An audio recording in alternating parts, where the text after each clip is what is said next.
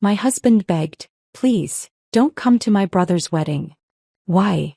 I asked. He sighed, "I don't want people to know you're just a hairstylist." He added coldly, "I'll say goodbye." He left in tears. On the wedding day, my ex-husband, his brother, and their relatives wouldn't stop calling. Their celebrity bride had backed out, and they begged me to step in as the replacement. "Please don't come to my brother's wedding." Timothy's voice cracked as he stood in our bedroom doorway, suitcase in hand. "Why?"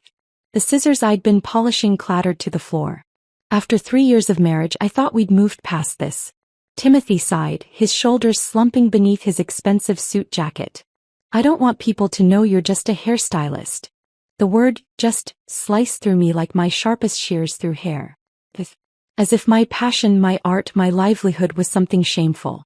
"I'll say goodbye," he added coldly, not meeting my eyes. I stood frozen, watching as he walked out our front door, tears streaming down his face. But not for me. For his reputation, for his family's standing, for the embarrassment he felt being married to someone who worked with her hands instead of a spreadsheet. That moment shattered everything I thought I knew about our marriage, about Timothy Brooks, and about the life I'd built trying to fit into his world while holding on to my own. Before we begin, I want to take a moment to thank each of you. If you've ever felt undervalued or dismissed for your passion, this story might resonate with you. Follow Victoria's journey as she stands up for her worth in a world that tries to diminish it. Subscribe to join our community of readers who appreciate stories of authenticity and empowerment. It's completely free and ensures you never miss our next compelling narrative of resilience and self-respect. The irony wasn't lost on me.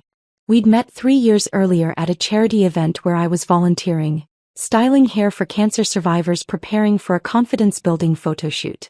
I was arranging my styling station when Timothy approached, his confident stride and warm smile immediately drawing my attention. "That's incredible what you're doing," he said, watching as I transformed a woman's thinning hair into a style that made her beam with newfound confidence.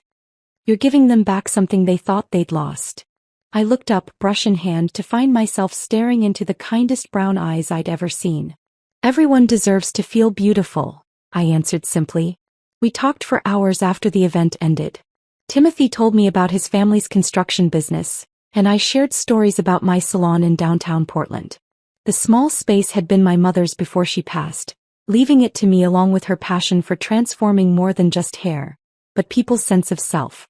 "Victoria," he'd said my name like it was something precious, "the way you talk about hair, it's like a sculptor discussing marble or a painter talking about canvas."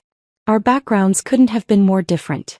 Timothy grew up in country clubs and private schools, while I was raised in an apartment above our salon, falling asleep to the hum of hair dryers.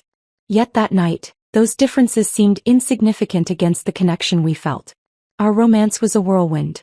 Timothy would stop by the salon with coffee, watching with fascination as I worked. He called my hands artist hands, and bragged to his friends about my eye for detail. When he proposed 6 months later, I believed I'd found someone who valued me completely, profession and all. The first sign that something was amiss came during dinner with his family. The Brooks residence was intimidating, all high ceilings and artwork that cost more than my yearly salon income. His mother Eleanor sat at the head of the table, pearl necklace gleaming under the chandelier light. "And what is it you do again, Victoria?" she asked, though Timothy had already told her twice. "I own Transformations. It's a hair salon downtown." "Oh. Boss. How quaint. I suppose someone needs to do those sorts of jobs." Timothy squeezed my hand under the table but said nothing to defend me. "Will you be hiring managers soon?" his father asked. "Timothy mentioned you're quite the entrepreneur." I blinked in confusion. "I'm not looking to expand right now. I enjoy working with clients directly. The hands-on creative work is why I love my profession." The table fell silent. Eleanor exchanged a look with her husband that made my stomach knot. Later that night, Timothy suggested that perhaps I should consider being less explicit about cutting hair myself. "People in my family's circle respect business owners, Victoria. Maybe emphasize the ownership part more than the styling part." I dismissed it then as a one-time concession. Little did I know it was the beginning of Timothy's campaign to reshape me into someone his family could showcase at their social gatherings. Despite the warning signs, I married Timothy in a ceremony that cost more than my salon's annual revenue. My co-workers and clients, people who were like family to me, were seated in the back rows, while Timothy's business associates and family friends filled the front of the church. During the reception, I excused myself to use the restroom and overheard Timothy's voice around the corner, speaking to his college roommate. No, Victoria's working on getting into management. The hands-on stuff is just temporary. She's got bigger plans. I stood there, beautiful in my designer wedding dress, feeling like a fraud. He was already ashamed of me, already lying about who I was and what I loved. But I'd walked down the aisle, said my vows, and convinced myself that love would bridge our differences. For 3 years, I tried to be both the woman Timothy wanted to show off and the hairstylist who found joy in transforming clients. I maintained my salon schedule while attending his business dinners. I wore the right clothes, learned which forks to use, and smiled through conversations about stocks and vacation properties. All while Timothy gradually stopped visiting my salon, stopped introducing me to new acquaintances with pride, stopped seeing me as the woman he'd fallen for at that charity event. Until today. Until, please don't come to my brother's wedding, and you're just a hairstylist, and the sound of our front door closing behind him. I didn't know then that in 3 days my phone would be ringing non-stop. That Timothy, his brother, and their relatives would be begging me to step in when their celebrity bride backed out. That my hands, my just a hairstylist hands, would hold the power to salvage or destroy the event they deemed too important for someone like me to attend. But for now, I sat alone in our house, surrounded by the life we'd built together, realizing it had been constructed on a foundation as fragile as glass. And like a shattered glass slipper, no amount of forcing would make it fit again. The morning after Timothy left, I wandered through our empty house, a colonial revival in the Westmoreland district that his parents had helped us purchase. The neighbors' houses stood equally tall and pristine, occupied by doctors, lawyers, and business executives. People whose professions didn't involve hair clippings on their shoes or styling product residue under their fingernails. I remembered the housewarming party we'd thrown 6 months after moving in. A neighbor, Diane Kensington, champagne flute in hand, had cornered me by the canapes. Timothy mentioned you work downtown. Which firm are you with? Her diamond tennis bracelet caught the light as she gestured. Before I could answer, Timothy appeared at my side, his hand pressing firmly against my lower back. Victoria's in the beauty industry. She's quite talented at management. Not a lie, but not the truth either. I noticed how he'd steered the conversation away from my hands-on work, my actual passion. That night, after everyone left, I confronted him.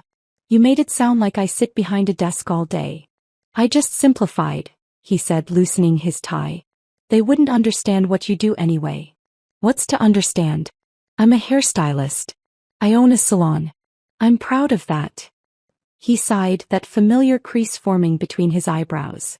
Victoria, in this neighborhood, people expect a certain trajectory. No one here works with their hands unless it involves a scalpel. I maintained my salon schedule despite our move, despite Timothy's hints that perhaps I could afford to step back now. I refused to give up the thing that made me feel alive. The transformation that occurred when a client sat in my chair feeling one way and stood up feeling completely different. The power of that change was addictive, magical in ways Timothy's world of profit margins and business lunches could never be. 3 months after moving in, I purchased new equipment for the salon, state-of-the-art chairs, better lighting, the ceramic straighteners my staff had been begging for. When Timothy saw the credit card statement, his face tightened. You spent how much? On what? Investments for my business, I replied, chopping vegetables for dinner with practiced precision. The chairs alone will pay for themselves in client comfort and retention. You could have discussed this with me first. Do you discuss every business expense with me? I pointed the knife toward him, not threatening but making a point. The salon is profitable, Timothy. This isn't frivolous spending. It's just. He ran his hand through his perfectly styled hair I'd cut and maintained. We have a certain lifestyle to maintain now. Certain appearances. The word, appearances, became a recurring theme in our marriage. Everything was about how things looked, not how they were. Timothy started working later, attending more business dinners without me. I suspected he'd grown tired of explaining away my profession, of watching me interact with the wives of his colleagues with my unmistakable salon owner mannerisms, noticing their haircuts, sometimes offering advice. Then came the announcement that changed everything. Timothy burst through the front door on a Thursday evening, flushed with excitement. "Michael proposed to Rachel Miller," he announced, tossing his briefcase onto the couch. She said yes. I recognized the name immediately. Rachel Miller was the rising star of a popular legal drama, her face appearing on billboards and magazine covers. I'd admired her hairstyles in several red carpet appearances.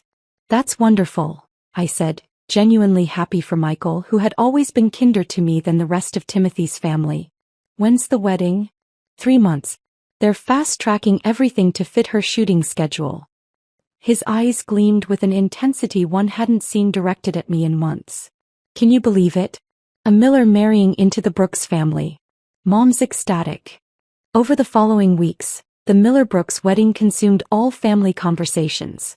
Sunday brunches at Eleanor's became wedding planning sessions, with discussions about press coverage, exclusive magazine deals, and which society photographers to hire. "Rachel's people insist on controlling the narrative," Eleanor said one Sunday, dabbing her lips with a linen napkin. "But the exposure for the family business will be incredible." I sat quietly, wondering when a celebration of love had transformed into a business opportunity. Michael looked uncomfortable too, I noticed. When Rachel called during brunch, he excused himself to take it, returning with a soft smile that reminded me of how Timothy used to look at me. As the wedding drew closer, Timothy's criticisms of my work grew more pointed. No longer veiled suggestions, they became demands. "Can't you at least take a sabbatical?" he asked one night as we lay in bed, backs facing each other. "Just until after the wedding." "Why would I do that?" "Rachel's friends include producers, directors, people who could help us." "Help us what, Timothy? I have a career I love." "A real career, Victoria." He sat up, voice rising. "Something befitting a Brooks. Not playing with hair all day like a teenager." The silence that followed was deafening. In the darkness, I felt the final thread connecting us snap. "Is that what you think I do?" My voice was deadly calm. "Play. You know what I mean. I transform people. I make them feel confident, beautiful." "What exactly do you do, Timothy? Besides worry about what other people think?" The arguments escalated after that night. Timothy started sleeping in the guest room. When we spoke, it was in clipped, cold sentences about household logistics. The man who had once watched me work with admiration now couldn't look at me without disappointment clouding his eyes. 1 week before Michael's wedding, I received an invitation to style hair for a major fashion magazine spread. I'd been recommended by a client who worked in publishing, an opportunity that could elevate my salon's profile significantly. The shoot coincided with the wedding weekend. I didn't hesitate to accept. When I told Timothy, his face contorted in disbelief. "You're choosing a haircut over my brother's wedding?" "I wasn't aware I had been invited," I replied, the bitterness I'd been swallowing for months finally seeping into my words. What followed was the fight that ended everything. Harsh words thrown like daggers, years of resentment bubbling to the surface. Timothy accused me of embarrassing him, of refusing to evolve beyond my little hobby. I accused him of marrying who he thought I could become rather than who I was. The next morning, I awoke to the sound of suitcases being zipped. Timothy stood in our bedroom doorway, dressed impeccably as always, eyes red-rimmed. "Please don't come to my brother's wedding," he said flatly. "Why?" I asked, though I knew the answer. He sighed, tension visible in every line of his body. "I don't want people to know you're just a hairstylist." The word "just" hung between us, weighted with all the disappointment and shame he'd accumulated over our marriage. "I'll say goodbye," he added coldly, not meeting my eyes. Then he was gone, the door closing quietly behind him, his tears the final punctuation on our failed marriage. Tears not of love lost, but of reputation threatened. I sat in the aftermath, scissors in hand, realizing I'd spent 3 years trying to cut away parts of myself to fit Timothy's vision, when all along I should have been trimming away his expectations instead. For 5 days after Timothy walked out, I moved through our house like a ghost. I canceled my appointments at the salon, telling my assistant manager Zoe to handle things. I couldn't bear to transform others when I felt so utterly broken myself. On the 6th day, I woke up with a strange clarity. I looked at my reflection, hair unwashed, eyes hollow, and suddenly felt disgusted. Not with my profession, but with how I'd allowed someone else to make me feel ashamed of it. I showered, dressed, and drove to my salon. The familiar scent of shampoo and styling products washed over me as I pushed open the door. Zoe looked up, surprise crossing her features. Boss, we weren't expecting you until next week. I grabbed my apron, tying it around my waist with practiced movements. I need to work. That day I channeled every emotion into my craft. Each snip of my scissors felt like cutting away Timothy's influence. Every client who left my chair smiling reminded me of why I loved what I did. By closing time, the weight on my chest had lightened marginally. The next morning, 2 days before Michael's wedding, my phone rang at 6:17 a.m. Eleanor Brooks' name flashed on the screen. I nearly declined the call, but curiosity got the better of me. Victoria. Her voice was higher than usual, tight with barely controlled panic. I need to speak with you. I'm listening. I kept my tone neutral, sitting up in bed. It's about the wedding. Rachel's hairstylist canceled last night. Food poisoning or some nonsense. The replacement they found this morning was catastrophic. I bit back a laugh. That sounds unfortunate. It's a disaster. Eleanor's composure cracked. Her hair looks dreadful, and the photographer for the rehearsal dinner is arriving in hours. Rachel is hysterical. The satisfaction warming my chest was petty but undeniable. What does this have to do with me, Eleanor? Boss. We need you. Your skills. The word sounded as if it physically pained her to say it. My skills as what, exactly? A hairstylist. I emphasized the last word. Another pause. Yes. I thought my profession was an embarrassment to the family. Victoria, please. Her voice dropped to a whisper. This wedding is important to all of us. I'm asking for your help. I have a booking for a magazine shoot that day. A career opportunity. The lie slipped out easily. We'll compensate you, of course. Whatever your rate is, plus a consideration for the inconvenience. I'll think about it, I said, ending the call before she could respond. I was making coffee when my phone dinged with a voicemail notification. Michael's name appeared on the screen. I hesitated before playing it. Victoria, it's Michael. I know things are horrible between you and Tim right now, and I wouldn't ask if we weren't desperate. Rachel's threatening to call off the wedding because her hair looks like, her words, a bird's nest that would terrify viewers on national television. None of the stylists we've called can fix it. Please, if you could find it in your heart to help us, I'd be eternally grateful. I know my brother has been an idiot, but this isn't about him. It's about Rachel, and honestly, I love her too much to let hair ruin our day. His sincerity gave me pause. Michael had always been kind to me, defending me subtly when Eleanor made her cutting remarks. Unlike Timothy, he seemed to genuinely love Rachel for who she was, not what she represented. The final call came at noon. Timothy's name flashed on my screen, sending my heart into an unwelcome flutter. I answered without speaking. Victoria. His voice sounded rough, as if he hadn't slept. Are you there? I'm here. I know I have no right to ask anything of you. He swallowed audibly. But Michael is falling apart. Rachel's hair is, it's beyond salvaging by normal standards. Normal standards? I couldn't help the edge in my voice. That came out wrong. He exhaled sharply. What I meant was, someone with extraordinary talent is needed. Someone like you. The compliment felt hollow after everything. Why should I help you, Timothy? You made it abundantly clear how you feel about my profession. I was wrong. His voice cracked. I've been wrong about so many things. Please, Victoria. I'm begging you. Silence stretched between us. The ceremony is tomorrow at 4, he finally said. Rachel's at the Fairmont Hotel with the bridal party. Room 718. I said nothing but didn't hang up. There's one more thing you should know, he added, hesitation evident in his voice. My parents. They told everyone you're an interior designer. 4 high-end clients in Portland. The revelation shouldn't have surprised me, yet it still stung. An interior designer? They thought it sounded more compatible with the family image. A bitter laugh escaped me.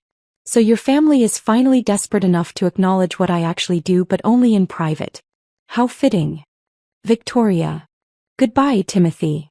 After hanging up, I sat motionless at my kitchen island, tracing the granite patterns with my fingertip. The petty part of me wanted to ignore their pleas, to let them suffer the consequences of their snobbery. But another part, the professional who took pride in her craft, couldn't bear the thought of anyone walking down the aisle feeling less than confident. Not for Timothy. Not even for Michael. But for Rachel, who was caught in the crossfire of family politics on what should be her happiest day. I called Zoe. I need you to bring my emergency kit to the salon. The leather case with the Japanese scissors and the special products in the locked cabinet. I've got a situation. An hour later, I stood before my closet, selecting an outfit that would be appropriate for a high-society wedding venue but practical enough to work in. I chose a sleek black dress with a high neckline and cap sleeves, elegant yet understated.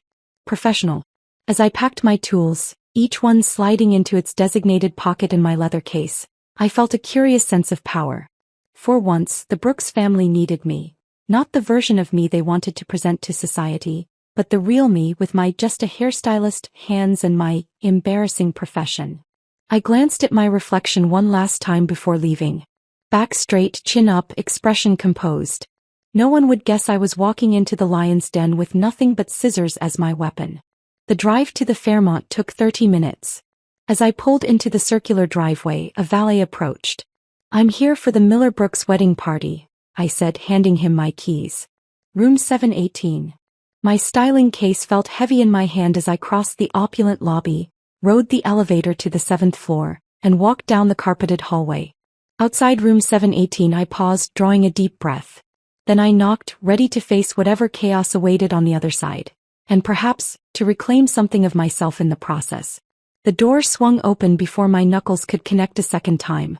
Eleanor stood there, her usually perfect appearance noticeably disheveled. Mascara slightly smudged, hair coming loose from its chignon. "Thank God," she whispered, pulling me inside with unexpected force. The suite was chaos incarnate. Garment bags were strewn across furniture. Makeup palettes lay open on every surface, and the sharp scent of hairspray hung thick in the air.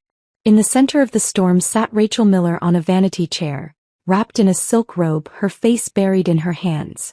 Timothy stood by the window, phone pressed to his ear, his back to the room. When he turned and saw me, the relief in his eyes quickly gave way to something else. Shame, perhaps, or regret.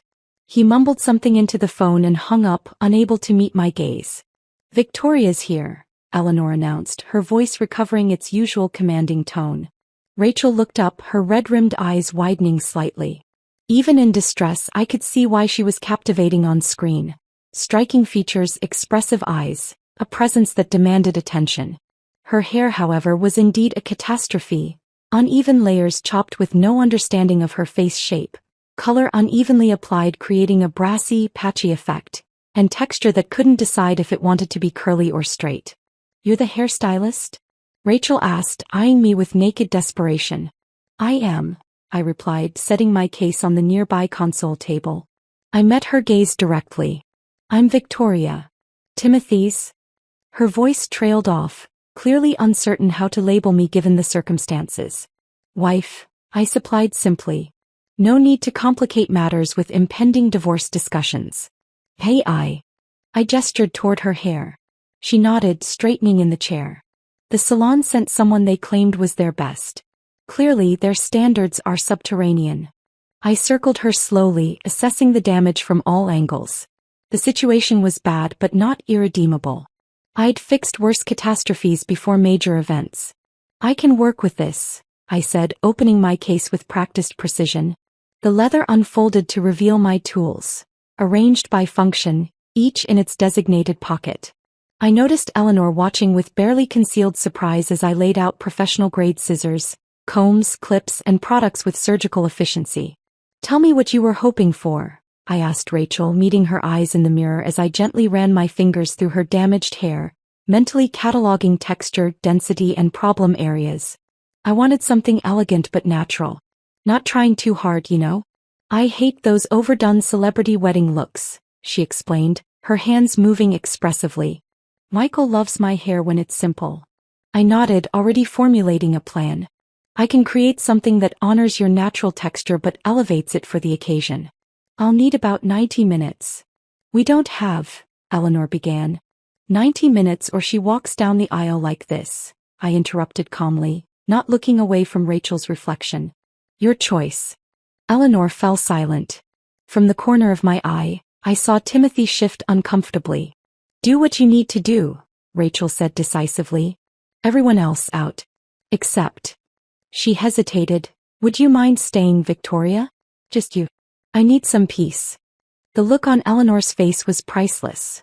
A mixture of indignation and disbelief. Timothy appeared ready to protest but caught himself.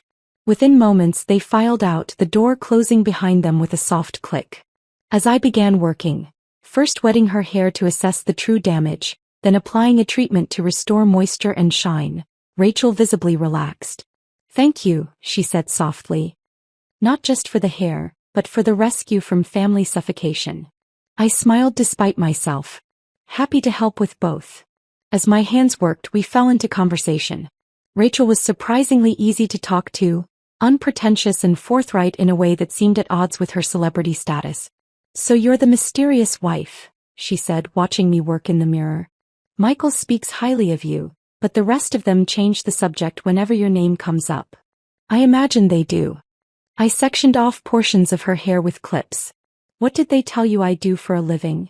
Interior design for elite clients, she laughed. Which seemed odd since no one would show me your portfolio when I asked. Because it doesn't exist. I met her eyes in the mirror.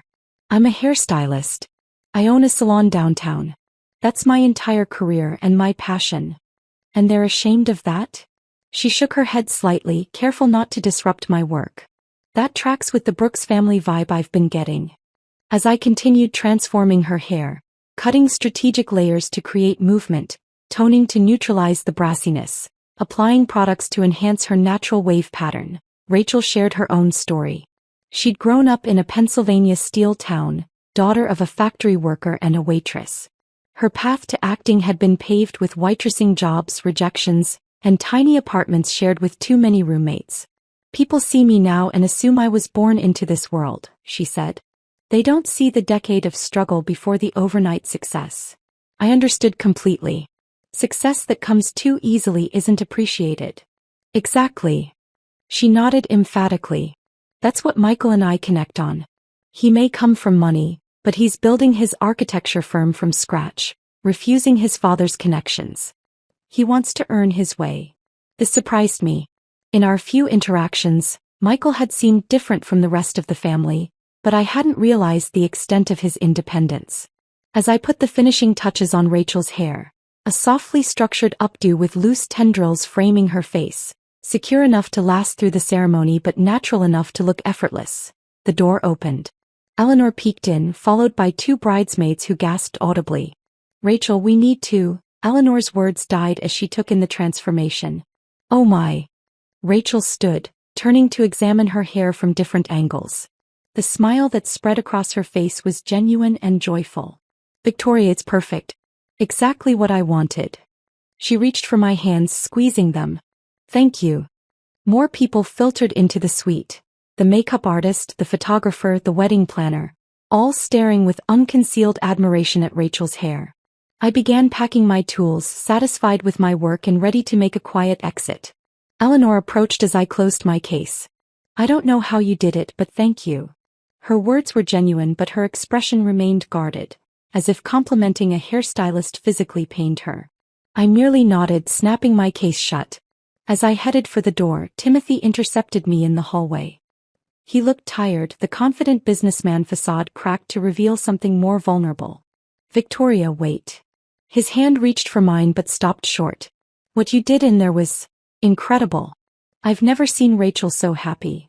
I did my job, I replied evenly. The job you're ashamed of. He winced. I was wrong. So wrong. I see that now.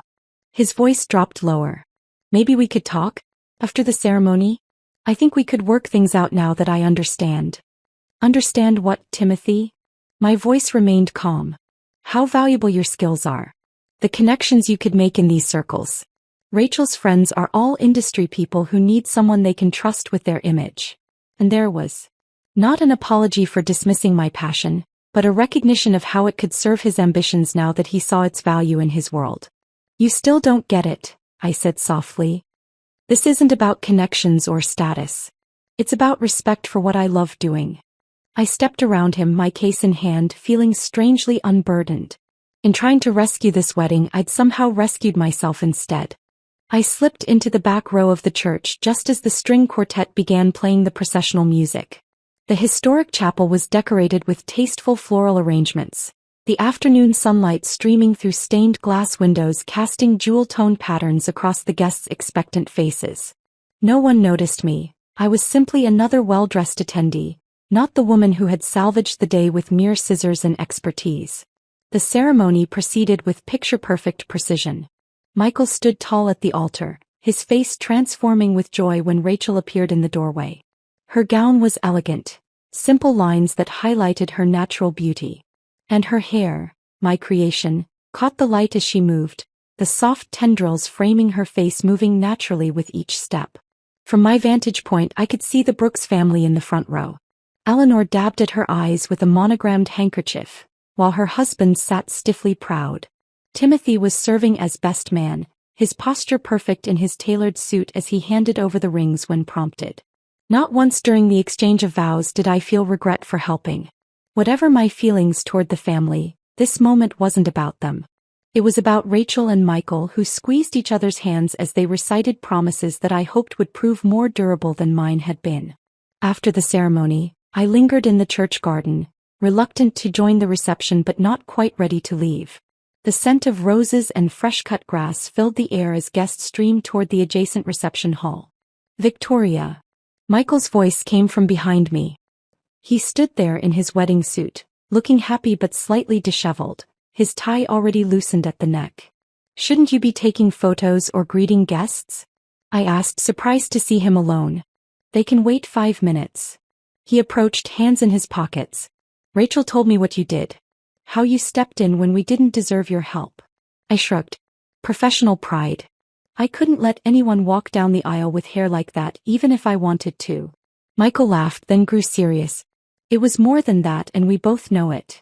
He gestured to a nearby bench and we sat. I want to apologize for my family. For how they've treated you. For how Timothy. He trailed off. You don't need to apologize for your brother, I said. Maybe not, but I understand him better than most. Michael stared at his polished shoes. There's something about growing up in the Brooks family that warps your perspective. Everything becomes about appearances, connections, the right schools, the right professions. I listened as Michael spoke candidly about the pressure he'd felt growing up, the constant measuring against family expectations, the subtle and not-so-subtle ways their parents had shaped their worldview. It took me leaving, actually moving across the country for college, to realize how toxic it all was, he confessed. Timothy never got that distance. He went straight from our father's approved university to the family business.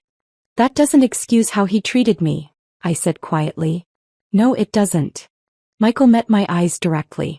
Nothing excuses that. But I want you to know that not everyone in this family shares those values. Rachel and I certainly don't.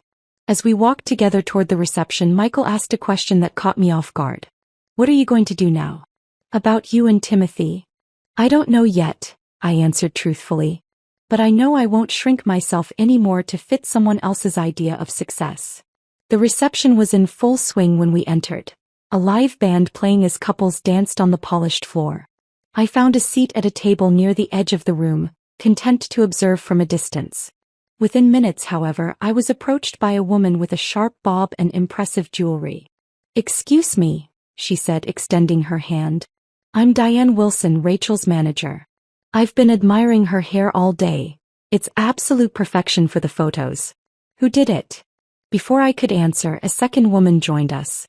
The updo is divine. Are you the stylist? Please tell me you work in Los Angeles. Word spread quickly. Over the next hour, I was approached by various guests, actresses, producers, photographers, all inquiring about my services. I handed out the business cards I'd tucked into my clutch, explaining my Portland salon but mentioning I occasionally traveled for special clients. From across the room, I caught Timothy watching these interactions, his expression a mix of surprise and calculation. When he finally approached, champagne flutes in hand, his smile was the one he reserved for business associates he wanted to impress. Seems like you're the hit of the reception, he said, offering me a glass. I accepted the champagne but didn't drink. Just networking with potential clients. I've been thinking, he began, lowering his voice confidentially. About what I said earlier. We really should talk about our situation. Seeing you work today, watching all these industry people respond to your talent. I realize now there's real potential here. Potential. I repeated, the word bitter on my tongue. For both of us, Timothy continued, oblivious to my tone. Your skill, my business connections. We could rethink the salon, maybe expand to cater exclusively to a higher-end clientele. Perhaps rebrand as a hair atelier, instead of a salon. His words confirmed everything. Even now he couldn't simply value what I did, he needed to repackage it, elevate it, make it palatable to his social circle.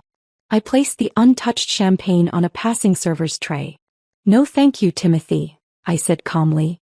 I'm not interested in rebranding my passion to make it acceptable to you. I moved away before he could respond, making my way toward the exit. Eleanor intercepted me near the door, a small envelope in her perfectly manicured hands.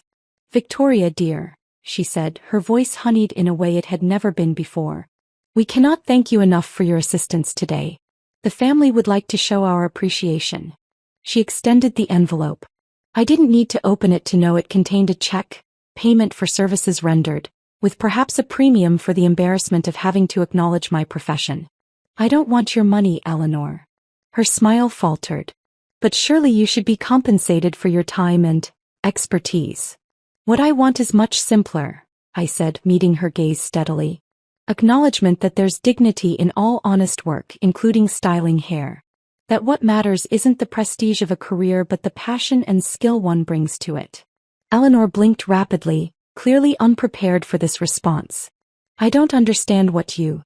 You don't have to understand, I interrupted gently. Just consider it.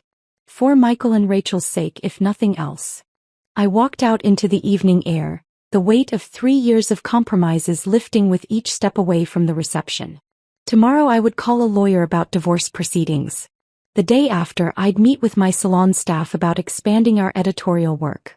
The magazine shoot that had previously conflicted with the wedding had expressed interest in rescheduling. As I reached my car, my phone chimed with a text message. It was from Rachel. Leaving early? Don't blame you. Thanks again for everything. When you're ready to style for my next premiere, call me directly. No Brooks family interference required. I smiled, tucking the phone away. The path forward wouldn't be easy, but for the first time in years I felt true to myself. I had walked into that hotel with just my skills and my scissors, but I was leaving with something far more valuable. The certainty that I would never again diminish myself to satisfy someone else's expectations. My hands, my talented, capable, artistic hands, gripped the steering wheel as I drove away from the Brooks family and toward a future where I was valued for exactly who I was, not despite it.